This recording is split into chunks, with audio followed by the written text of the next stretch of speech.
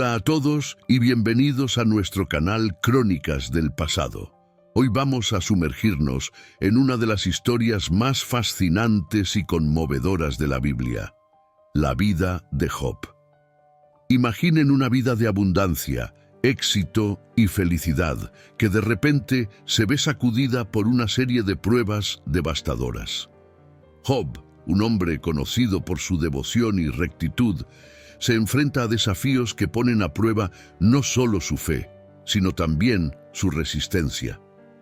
¿Qué lo llevó a mantener su integridad frente a la adversidad más cruel? ¿Cómo maneja la pérdida, el dolor y la incertidumbre? Acompáñanos a un viaje épico a través de la historia de Job, donde exploraremos temas universales de sufrimiento, fe y redención. Había un hombre en la tierra de Uz llamado Job, un hombre íntegro y recto, temeroso de Dios y apartado del mal. Job era conocido en toda la región por su gran sabiduría y piedad. Era un hombre respetado, tanto por su carácter como por su prosperidad, ya que Dios lo había bendecido con inmensas riquezas. Poseía 7,000 ovejas, 3,000 camellos, 500 yuntas de bueyes, 500 asnas y un número considerable de siervos. También era un hombre de familia. Tenía 7 hijos y 3 hijas, todos ellos bien formados y educados en el temor de Dios. Sus hijos, profundamente unidos, acostumbraban a organizar banquetes en sus casas por turnos, y siempre invitaban a sus hermanas para compartir con ellos en esas celebraciones.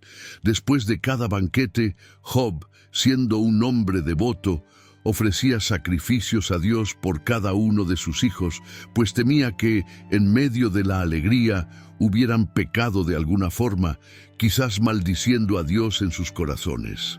Esto lo hacía de manera regular, demostrando su profundo compromiso no solo con su propia pureza espiritual, sino también con la de su familia. Job se preocupaba constantemente por mantener una relación correcta con Dios y se aseguraba de que todo lo que estaba bajo su responsabilidad también lo hiciera. Un día, en el cielo, los hijos de Dios se presentaron ante el Señor, y entre ellos estaba Satanás. Dios, al verlo, le preguntó: ¿De dónde vienes? Satanás respondió con arrogancia: de recorrer la tierra y andar por ella. Entonces Dios, confiado en la devoción y la integridad de Job, le dijo: ¿Has considerado a mi siervo Job? No hay nadie como él en la tierra, un hombre íntegro, recto, temeroso de Dios y apartado del mal. A esta declaración, Satanás respondió con cinismo: ¿acaso Job teme a Dios de balde? ¿No lo has rodeado con un cerco de protección, tanto a él como a su casa y a todo lo que posee? Has bendecido el trabajo de sus manos, y sus bienes han aumentado en la tierra.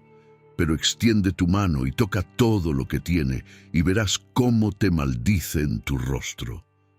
Dios, seguro de la fidelidad de Job, permitió a Satanás ponerlo a prueba. Le dijo: He aquí, todo lo que tiene está en tu mano, pero no extiendas tu mano sobre él. Así, Satanás salió de la presencia del Señor, listo para ejecutar su plan y destruir la vida de Job. No pasó mucho tiempo antes de que una serie de calamidades cayeran sobre Job. Un día, mientras sus hijos celebraban en la casa del hermano mayor, un mensajero llegó corriendo a Job con la noticia de que los sabeos habían atacado y se habían llevado sus bueyes y asnas, matando a todos los siervos con la espada. Apenas había terminado de hablar cuando otro mensajero llegó con noticias aún más terribles. Fuego de Dios cayó del cielo y quemó tus ovejas y a los siervos que las cuidaban y los consumió. Solo yo he escapado para traerte la noticia.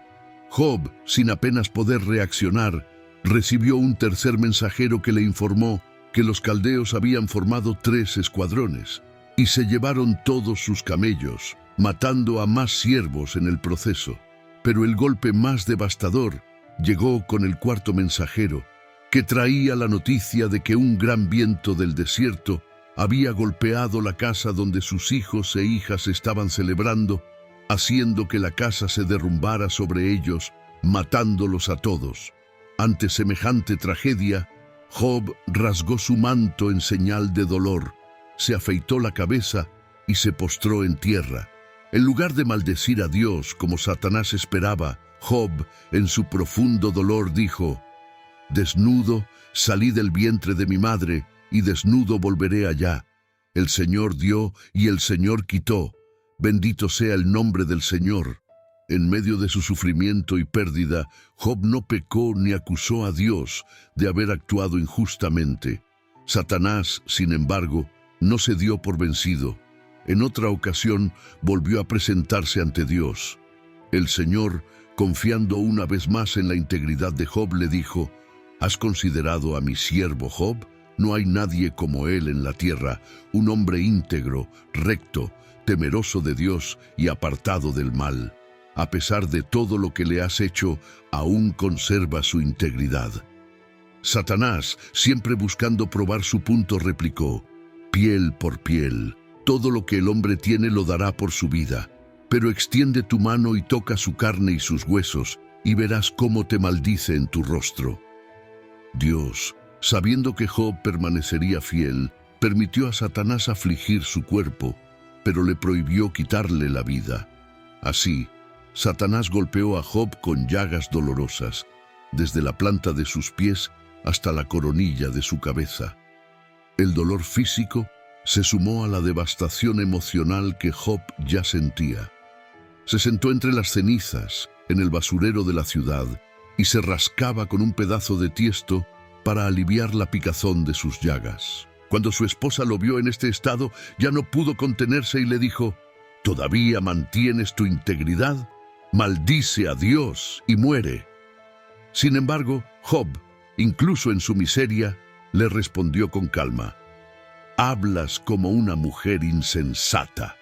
¿Acaso hemos de recibir el bien de Dios y no también el mal?».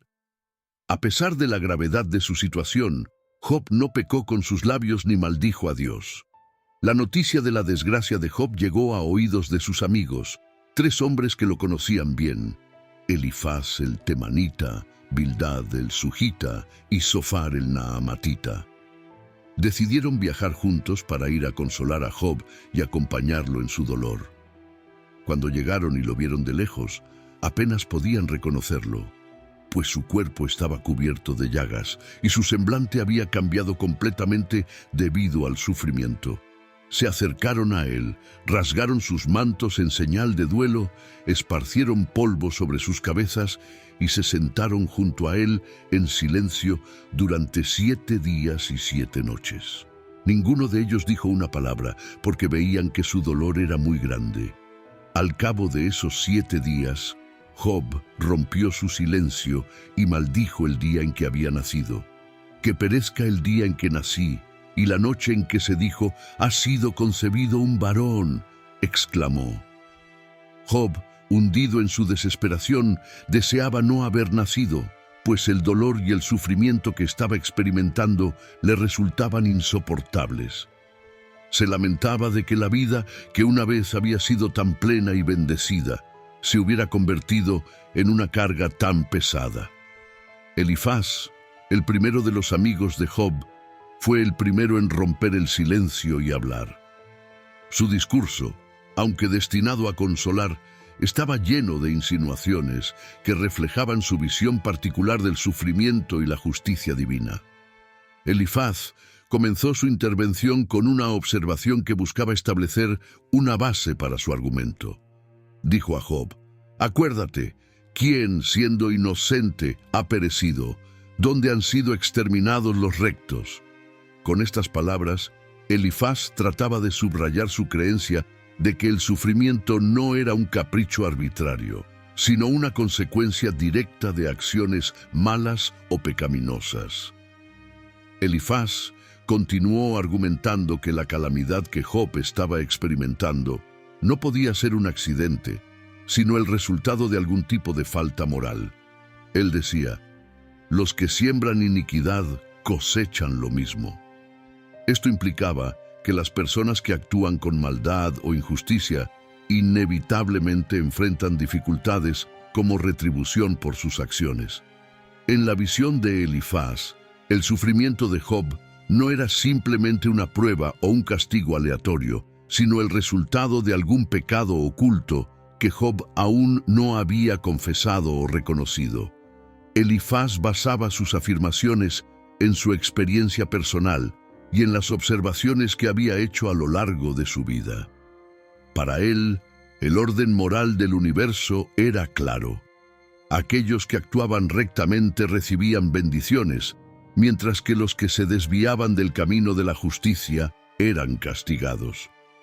Esta perspectiva le llevaba a sugerir que Job debía examinarse a sí mismo, buscar en su interior y arrepentirse de algún mal oculto que pudiera estar causando su sufrimiento.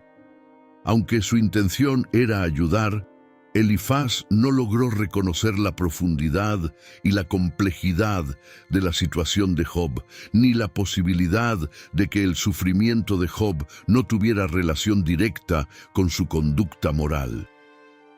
Bildad, el segundo de los amigos de Job, fue mucho más directo y duro en su juicio que Elifaz.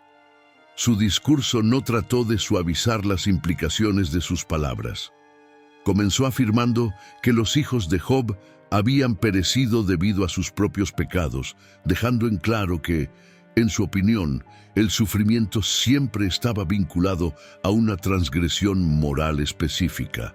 Bildad expresó que, si Job estaba enfrentando tanto dolor y pérdida, no era por azar, sino como una consecuencia justa de alguna falta. Si tus hijos pecaron contra Dios, Él los entregó a las consecuencias de su transgresión, dijo Bildad, sugiriendo que la muerte de los hijos de Job no era más que el resultado de sus propios errores. Para Bildad, la solución era simple y directa. Si Job deseaba ser restaurado, debía arrepentirse de cualquier mal que hubiera cometido y buscar el favor de Dios. Si tú de mañana buscares a Dios y rogares al Todopoderoso, si fueras limpio y recto, ciertamente Él se despertaría por ti y haría próspera la morada de tu justicia, afirmó Bildad. En su visión, la misericordia de Dios estaba disponible, pero solo si Job reconocía sus errores y se volvía a Él con un corazón contrito. No contemplaba la posibilidad de que Job pudiera ser inocente o que el sufrimiento no fuera consecuencia de un pecado. Este discurso de Bildad era aún más contundente en su suposición de que el sufrimiento de Job era el resultado de alguna transgresión no confesada. Para Bildad, el sufrimiento era una ley inmutable del cosmos. Las malas acciones provocaban castigo y solo el arrepentimiento podía restaurar el favor divino. Era incapaz de entender por qué Job insistía en su inocencia. Job, sin embargo, no aceptaba esta idea. Aunque estaba confundido y desconcertado por su situación, en lo profundo de su corazón sabía que no había cometido ningún pecado que mereciera tal castigo extremo. En respuesta a las acusaciones de Bildad, Job lanzó una pregunta desgarradora que reflejaba su sentimiento de impotencia frente a la magnitud de Dios. ¿Cómo puede un hombre ser justo delante de Dios? Para Job, la santidad y el poder de Dios eran tan incomparables que ningún ser humano podría justificarse verdaderamente ante Él. Sentía que, no importaba cuánto intentara defenderse, siempre sería considerado culpable en la presencia de un Dios tan poderoso y justo.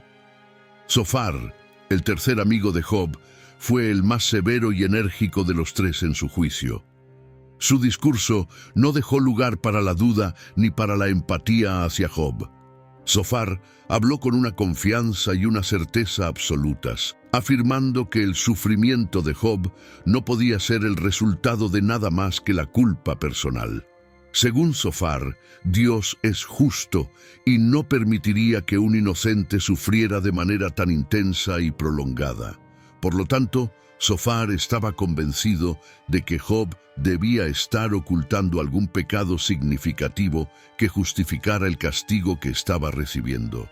Zofar no mostró ninguna inclinación hacia la posibilidad de que Job pudiera estar sufriendo sin motivo, según sus perspectivas.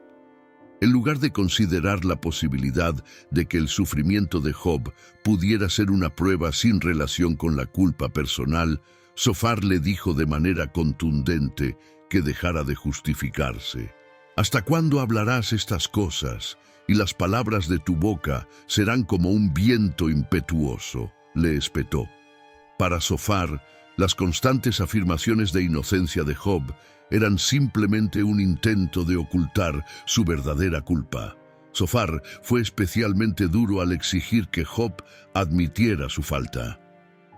¿Debería Dios ser el que no castigue a los malvados y el que no les pague según sus obras?, preguntó retóricamente. Él veía el sufrimiento de Job como una manifestación clara de castigo divino, una consecuencia ineludible de algún error no confesado. No había lugar en su visión para la noción de un sufrimiento inocente o injusto. Zofar también advirtió a Job sobre las graves consecuencias de su negativa a reconocer su culpa.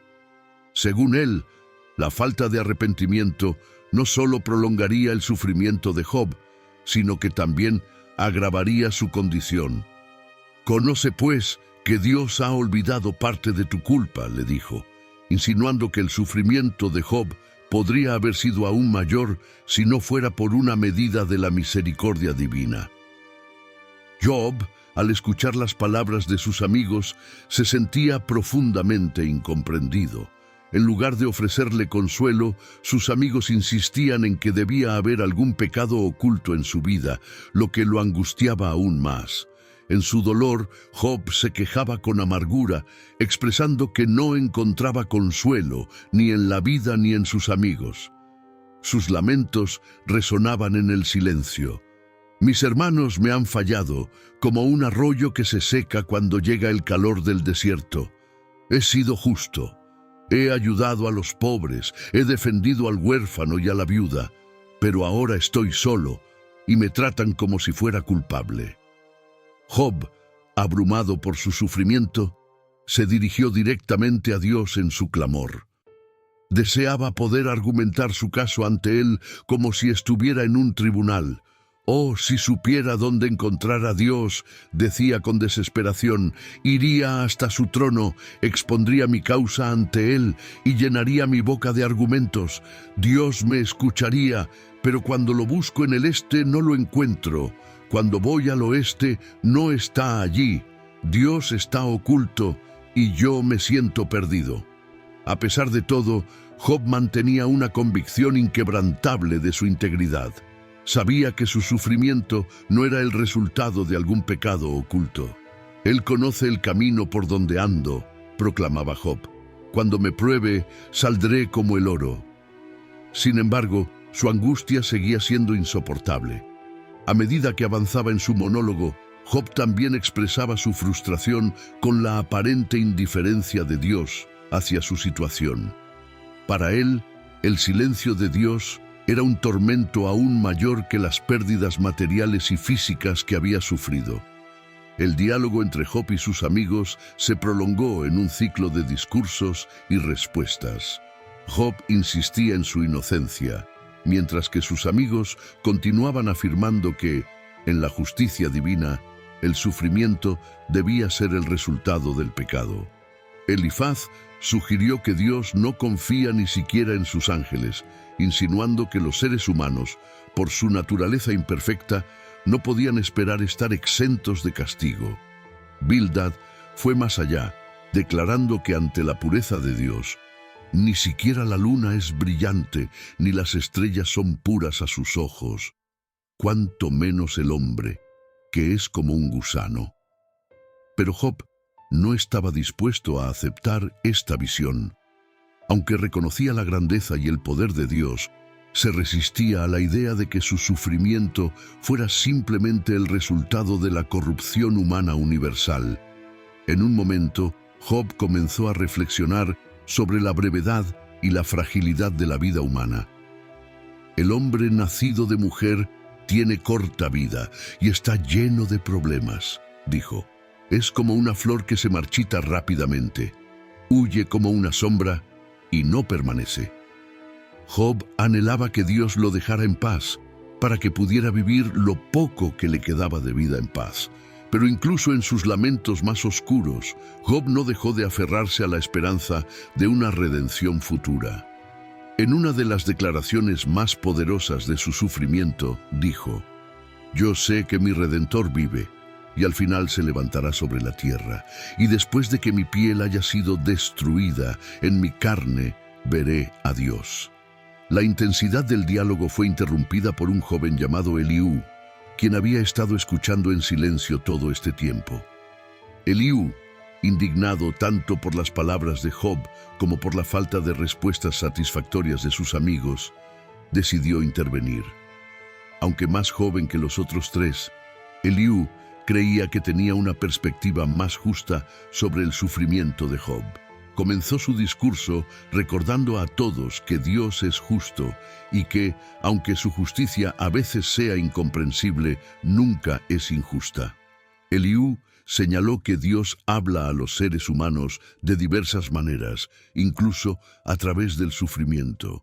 Para él, el sufrimiento no siempre era un castigo por el pecado, sino un medio que Dios usaba para enseñar, corregir y redimir. Eliú también reprendió a Job por haber desafiado la justicia de Dios. ¿Piensas que eres más justo que Dios?, le preguntó. Eliú insistió en que Dios es soberano y que su sabiduría es infinita. Expresó que el sufrimiento de Job podría ser un medio para purificarlo, para hacerle entender las profundidades del carácter divino y el poder del Todopoderoso. A pesar de su tono de reproche, Eliú también mostró más compasión que los otros amigos, recordando que Dios, en su infinita misericordia, siempre busca el bienestar de los seres humanos, incluso cuando no podemos comprender sus caminos. Justo después del discurso de Eliú, ocurrió algo extraordinario. Dios mismo respondió a Job desde un torbellino. Pero en lugar de darle las respuestas que Job había estado buscando desesperadamente, Dios lo confrontó con la inmensidad de su creación. «¿Dónde estabas tú cuando yo fundaba la tierra?», preguntó Dios a Job. «Dímelo, si tienes entendimiento». A través de una serie de preguntas retóricas que describían las maravillas del universo, desde los cimientos de la tierra hasta los misterios del mar y las estrellas, Dios hizo que Job se diera cuenta de la vastedad de su ignorancia en comparación con la sabiduría infinita de su Creador. Dios continuó mostrándole a Job los misterios y las complejidades de la creación, hablándole de criaturas como el Behemoth y el Leviatán, seres poderosos y formidables que nadie, excepto Dios, podía dominar. A través de estas preguntas, Dios no solo estaba demostrando su poder y control absoluto sobre todo lo creado, sino también recordándole a Job que hay un orden en el universo que está más allá de la comprensión humana. Job, abrumado por la majestad y la gloria de Dios, finalmente se dio cuenta de lo limitado que era su entendimiento. Ante la grandeza de Dios, Job se humilló y dijo: «Reconozco que todo lo puedes y que ningún propósito tuyo puede ser frustrado. Hablé de cosas que no entendía, cosas demasiado maravillosas para mí». Job no recibió las respuestas directas que esperaba, pero entendió que el sufrimiento y los misterios de la vida no siempre tienen explicaciones inmediatas. Lo que sí comprendió fue que Dios, en su infinita sabiduría y poder, siempre está en control y que su propósito final es bueno, aunque no siempre podamos verlo en el momento. Después de que Job se humilló ante Dios, el Señor también se dirigió a los tres amigos de Job, reprendiendo a Elifaz, Bildad y Zofar por no haber hablado correctamente de él. Les dijo que, a diferencia de Job, ellos no habían reconocido su justicia de manera adecuada. Entonces Dios les ordenó ofrecer sacrificios y pidió que Job orara por ellos, lo cual hicieron, y así Dios perdonó a los 3 hombres. Finalmente, Dios restauró a Job. No solo le devolvió lo que había perdido, sino que le dio el doble de lo que tenía antes. Sus hermanos, hermanas y amigos vinieron a consolarlo, y cada uno le dio una pieza de plata y un anillo de oro. Dios bendijo los últimos días de Job más que los primeros, dándole 14,000 ovejas, 6,000 camellos, 1,000 yuntas de bueyes y 1,000 asnas. También le dio 7 hijos y 3 hijas más, y estas hijas fueron las más bellas en toda la tierra. A diferencia de la costumbre de la época, Job les dio una herencia a sus hijas junto con sus hermanos. Job vivió 140 años más, viendo a sus hijos, nietos y bisnietos, y murió, viejo y lleno de días, habiendo experimentado tanto el dolor más profundo como la restauración más plena. A través de su historia, quedó claro que aunque la vida esté llena de sufrimiento y misterio, Dios siempre está presente, y su justicia y misericordia prevalecerán al final. Y así concluimos la asombrosa historia de Job, un relato de fe inquebrantable en medio de la adversidad. Que la valentía y la perseverancia de Job nos inspire a enfrentar nuestros propios desafíos con esperanza y fortaleza. Gracias por acompañarnos en este viaje. Si te ha tocado, no olvides suscribirte, dejar tu like y compartir este mensaje de esperanza. Nos vemos hasta la próxima en tu canal Crónicas del Pasado.